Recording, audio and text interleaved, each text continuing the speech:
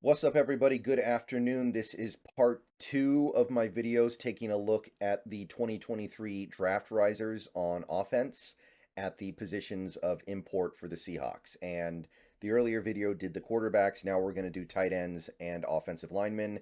Should be able to put those into one video. We only have three for each section, as you can tell. A little bit harder to find these guys.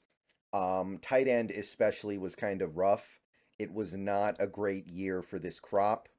And quite honestly, I'm not angry about that because what that means is that a lot of the guys we're going to talk about here are guys who are going to go late, like maybe sixth or seventh round. Some of them might not even get drafted, but I still took note of them, which I think is good because the Seahawks are probably going to have to address their clear and obvious incoming tight end need late in the draft. Like they're going to need somebody who can play in like the fifth round, sixth round, maybe the seventh round.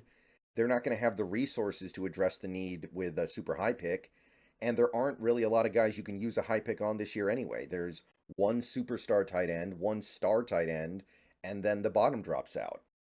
So my risers are, of course, Cade Stover. I basically talked about him every single week, which, when you look at his numbers, might seem kind of weird. But the thing to remember, Cade Stover is playing for Ohio State, so he's competing with Marvin Harrison Jr. and Ibuka for catches. And also, Ohio State is in a lot of blowouts where they're not playing their starters past the midway point of the third quarter. So 41 catches is still eighth in the country for tight ends. 576 yards is sixth among tight ends. 14 yards per catch is 20th among tight ends. And his 5 touchdowns is 12th. So even those numbers, they don't look crazy, and they're not, but they're probably a little bit better than you initially thought compared to other tight ends in the country. Now, he's not been as good a blocker this year as I was hoping for. This is a guy who I like because he reminds me of a Will Dissly. He's got the size and the body type to be a good blocker, and he was okay. Pass block efficiency was 98.7, which is fine, but the issue with that is that he was only asked to pass block like 3 times a game at most. Very little pass blocking in his actual resume, which, in fairness, they want to use him as a receiver, but we don't have a lot to go on here. He was ranked 78th among tight ends in his pass blocking rating on PFF. His run block rate was actually pretty bad. 56.6 was 116th among tight ends. So he's got some work to do, but unlike a lot of tight ends in this class, I think he can become a good blocker. So I still actually don't mind him in the early third area. Ben Sinote is my next tight end riser. This was a guy who was not on my radar, and I don't think he was on anyone's radar before the season, but he had a really good season for Kansas State. 49 catches was fourth among tight ends. 676 yards was second. 13.8 yards per catch is 22nd among tight ends. And when I say that, I mean tight ends who had at least 15 catches. 6 touchdowns is fifth. He was perfect in his pass blocking efficiency, although he only did pass blocking like kind of like Cade Stover, 3 times a game at most. His 74 pass block rate is quite good though. 31 among all tight ends in the country, 31st. His run block rate is actually where Sinote really stands out. They gave him a 76.1, which is fourth of all tight ends in the country. So this is a very interesting day three guy who gives you the ability to catch the ball and also a surprising ability to block. He might become one of the top guys to go after in the later rounds of this draft. Final tight end is Dallin Holker of Colorado State. 64 catches was number one, as was 767 yards. Those were both number one marks among all tight ends. His 12 yards per catch wasn't ranked, but his 6 touchdowns was ranked top five. He had another perfect pass block efficiency rate. Again, not a guy who did it a ton, but when you're this good at catching the ball, they're going to have you running routes. 77.1 pass block grade is 11th, so that's actually really good. Small sample size, but it's good. His run blocking was not so great, 57.5, which was 106th among tight ends. But there's definitely some intriguing promise here. Obviously, a smaller school, Colorado State. But Holker is going to be a guy who might be there as late as the 7th round. And this production combined with some potential as a blocker makes him intriguing. You go over to their PFF pages, you will see mostly pretty good scores. Stover has a couple of stinkers, but overall, he was one of the better tight ends in the country.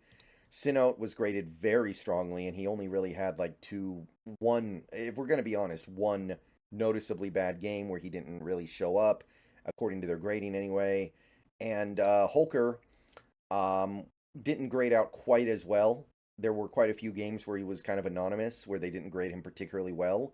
I think a lot of it has to do with spotty run blocking, but they still thought he was pretty decent. And I do think that there is definitely something here with Holker for a guy who's probably going to be there very, very late. And he might not even declare. That's possible too. I'm hoping he does because I like him, but he's a guy who may not even declare because he could maybe really start to build on this.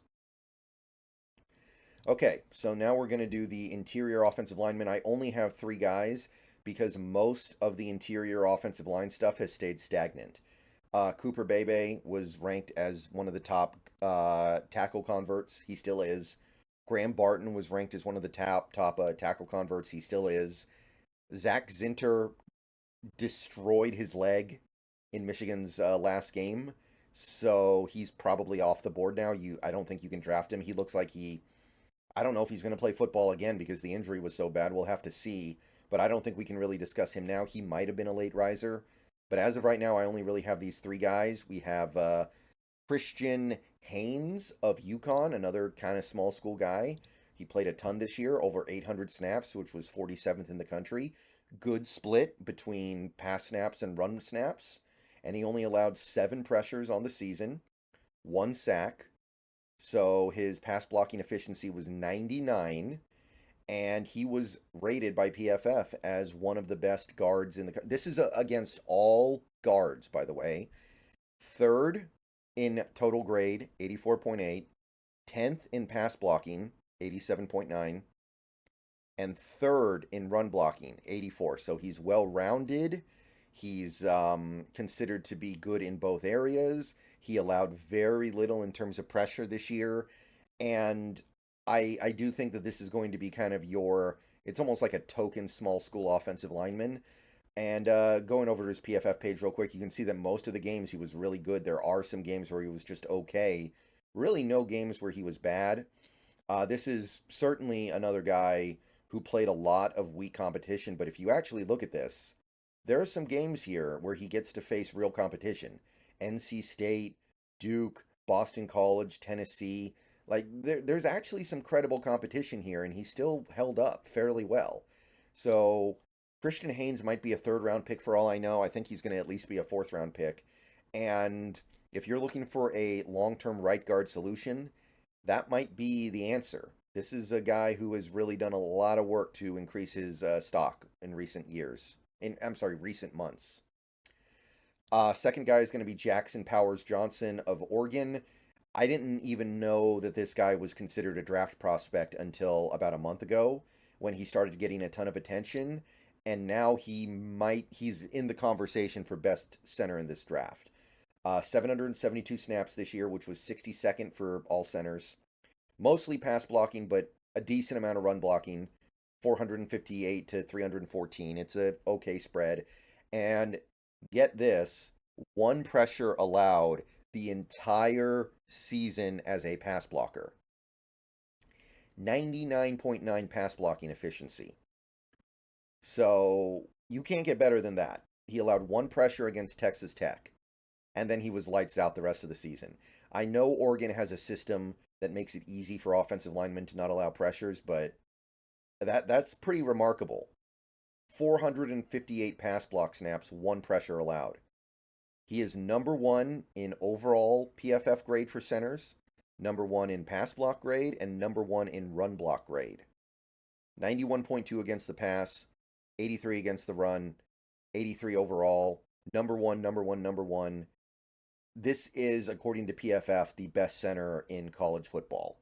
I don't think he'll be drafted number 1 of centers. I still think the Georgia Van Pran guy is going to be number 1 there, but Jackson Powers Johnson has become a clear number 2 at the very least.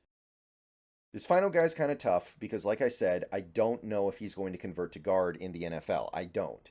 As of right now, I look at him and I say, I think he would do a little bit better there because he is a little leaky in pass protection and he's a little bit bigger. But he is also tall, so maybe he can do it. If he does decide to stay at tackle, that's not the end of the world. We may end up needing some help at right tackle next year if Abe Lucas's injury lingers. But if we drafted him, I would hope that he can make the move to guard. And you look at Arizona this year and the way they came on really strong. Jordan Morgan was a huge reason why. He might be their best player. Played plenty of snaps, 787, 73rd among all tackles. By the way, all these rankings are among offensive tackles this year. Ton of pass protecting, but a decent amount of run blocking. Obviously, Arizona is very much a pass-first team. He did allow 15 pressures this year, so more than one a game, including 2 sacks. Pass block efficiency was 98.1, but we got to remember, he's a left tackle right now. He is playing left tackle. So allowing pressures is something you got to be a little more okay with because that's the hardest job, being a left tackle in football. His PFF grade among tackles was excellent, 83.6, fourth.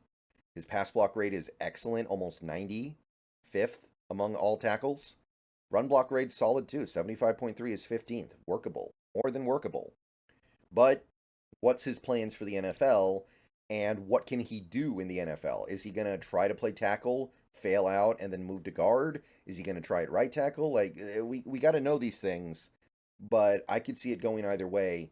But he is somebody who was, in my estimation, like a third round pick. Now he's starting to dance with maybe being a first or early second. All right, that's it for part 2. Future videos, we will do this for defense. See you guys then. See you guys later. Go Hawks. Let me know what you think down below. Catch you guys later.